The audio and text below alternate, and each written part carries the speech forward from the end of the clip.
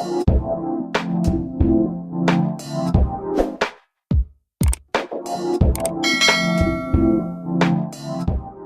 everyone, this is D, Movieman, fellow cinephile, popcorn addict, and emerging film critic, coming to you with reliable recaps, reviews, and reactions. And today I am officially closing out the year with my top 10 favorite films of 2025. Naturally, they are my favorite films because they speak to the films that personally resonated with me, regardless of technical quality or any specific qualifications just regarding best in certain parameters. Let's just say that.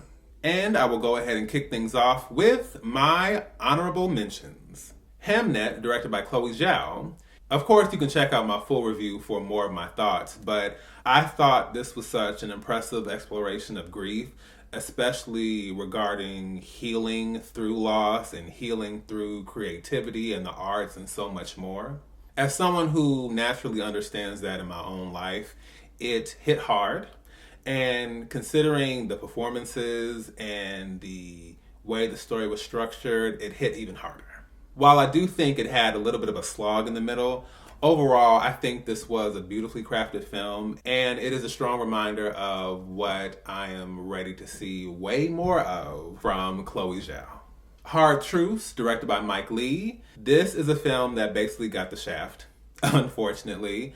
I think that Marianne Jean-Baptiste, her performance alone should have had her in contention for all the awards. As my pal Sean from Lost in the Real pointed out, distribution, especially with Bleecker Street, or a studio similar to it, often limits how far films like this can actually go. Even the process of trying to see it and find it in theaters obviously was not easy, but again, I feel like regardless of that, Marianne Jean-Baptiste's performance as Pansy, as well as Mike Lee's direction, absolutely deserve all the praise and attention that it sadly didn't receive. Deep Cover, directed by Tom Kingsley. This is one I had the chance to see at Tribeca, and I found it to be really entertaining and very unique as well. I love the concept of using improv actors to infiltrate a gang on behalf of the police. It's a wild idea. It's definitely one I haven't seen before, and it really worked.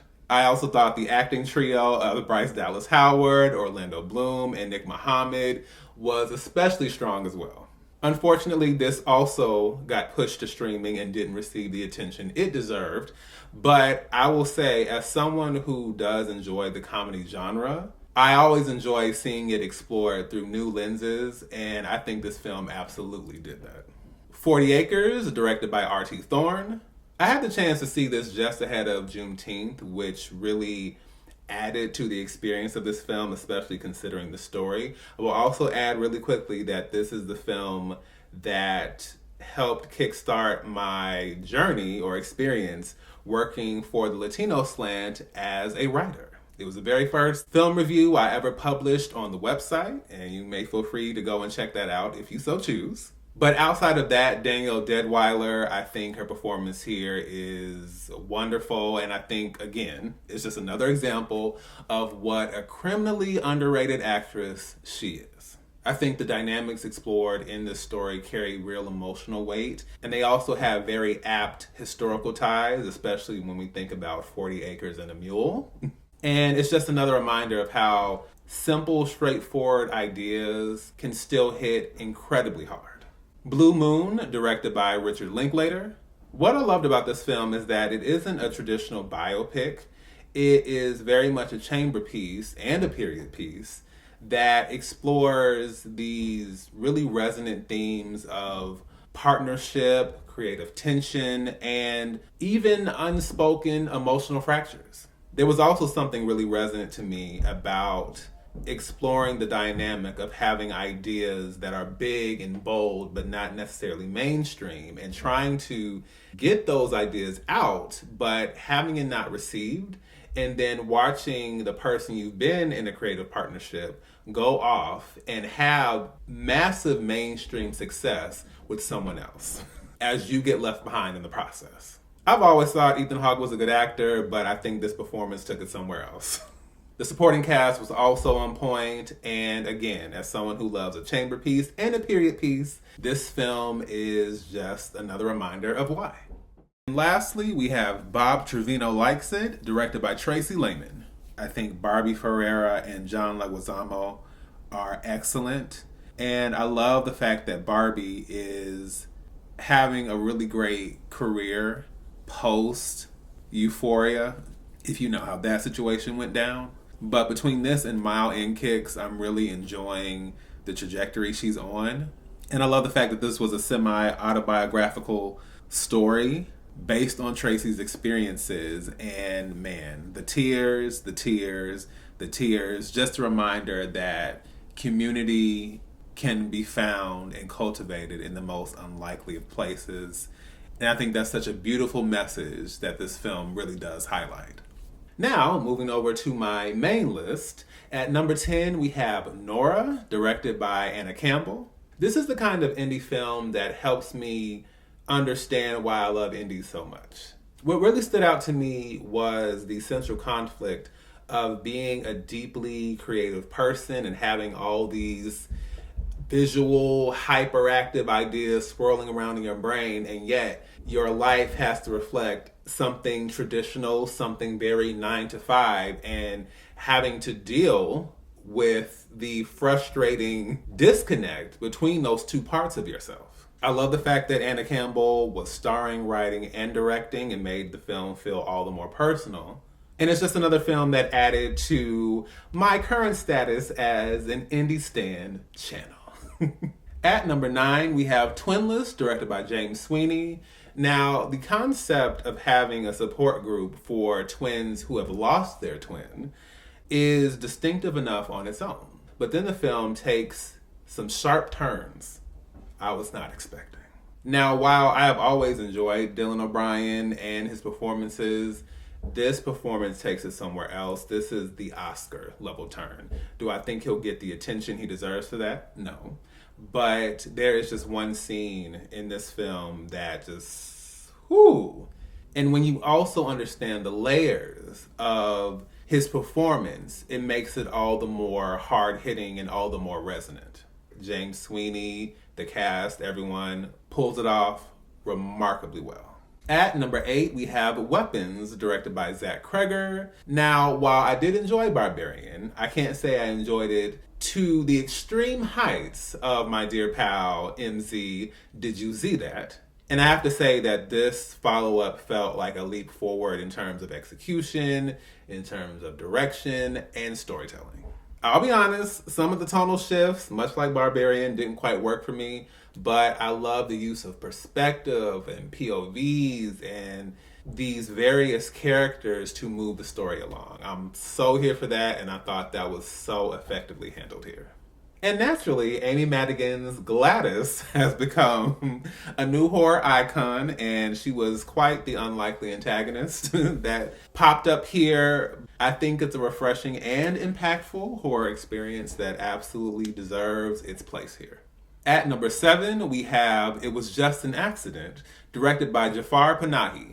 To be honest, this is the last film I thought would be making use of dark humor, much less incorporating a Scooby-Doo type mystery, complete with a van, and all these characters on this very vengeance-centered scenario. But I was really impressed by the experience. I think the ensemble cast, everyone is excellent. And I think that even with the dark humor, there are some depths to this story that become very clear by the end. We're talking about trauma, history, and political atrocities, political realities that we are contending with, that the film is reckoning with. And the film is absolutely willing to reckon with all of that. At number 6, we have K-pop Demon Hunters, directed by Maggie Kang and Chris Appelhans. There's not much I can say. I think the success speaks for itself, but the characters, the animation, that music, we're going up, up, up. Look, I love the constant fluid kinetic energy that flowed throughout this film. And I love that even with it being animated, the stakes were still there. The story didn't feel like fluff and superficial. It still had depths. It had conflicts and complications for all the characters involved. And I think it was heartfelt, it was beautiful in so many ways, and it is absolutely deserving of all, and I do mean all, of its success. At number 5, we have Black Bag, directed by Steven Soderbergh. Spy films don't always work for me, especially considering the structure and how convoluted they can become, but I found this to be such a refreshing change from that. The cast, the writing, the visuals, the story dynamics, sleek, sophisticated, elevated. I like the fact that it wasn't relying on constant action. Instead, we see a lot of tension building through a good slow burn structure and through the performances by another spectacular ensemble cast. It absolutely subverted my expectations and gave me something intelligent and adult that I really could appreciate.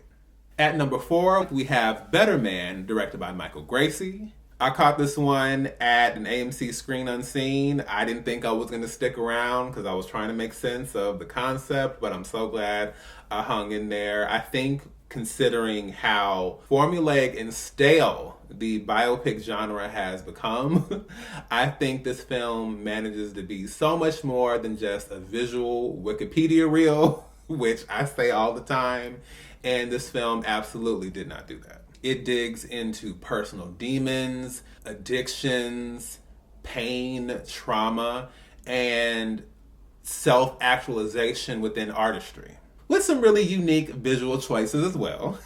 The performances, the music, it all comes together effortlessly. And I will just say, shout out to Robbie Williams, because Rock DJ is never, ever, never leaving my playlist. At number 3, we have Black News, Terms and Conditions, directed by Khalil Joseph. This is the kind of film that I've discussed before that Hollywood doesn't really know how to make or support. This is a film that has a very intentional homage to Black history, but also has its own spin on Afrofuturism, and is also continuing to push the idea of what Blackness and Black culture can look like in the future. I sometimes get nervous with experimental films because they can feel fragmented and, it can often disconnect you and myself from that type of experience, but it still felt very intentional. It felt grounded. It didn't feel like something that was just going along and being complicated for the heck of it, but it felt very focused, even with that structure. And I think that it also gave me a real sense of pride and connection. And as someone who has so much appreciation for my history and for my community, it's nice to see a film affirm that, but do it in such a truly affecting and deeply original way. At number 2, we have Arco, directed by Ugo Bienvenu. This film took me somewhere else mentally and emotionally.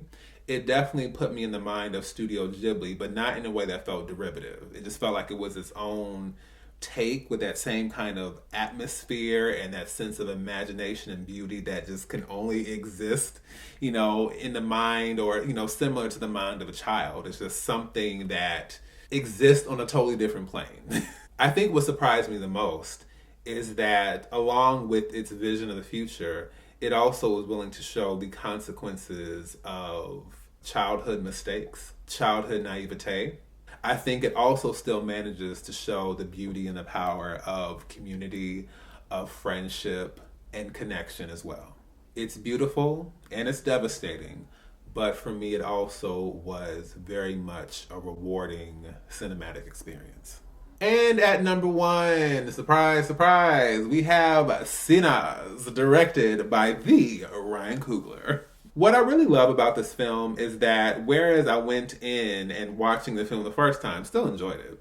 But I remember thinking, because I was anticipating the horror elements, that, everything building up to that was, so drawn out and, it's just like, well, we can hurry and get to the point. But the second time I watched, I realized how much of the magic exists without the horror piece. It's like a cherry on top of the sundae. But the characters, the community, the history, the music, and just this overall sense of reverence for what we're seeing. All of these details, all of these references, all of these emotional beats hit even harder. And I think that is why, for me, Sinners is at the top of my list. Yes, there are so many things to love about it, but there were so many intricacies that I saw that made it a film that I could appreciate, not just in one viewing, but in multiple viewings. And it is for that reason that Sinners naturally had to be my number one film of 2025. Please feel free to drop down below and let me know some of your favorite films of 2025. If you agree, disagree, and just your overall thoughts. I am wishing you all a Feliz Año Nuevo. And until next time, this is D, Movieman, signing off. And I'll see you at the movies.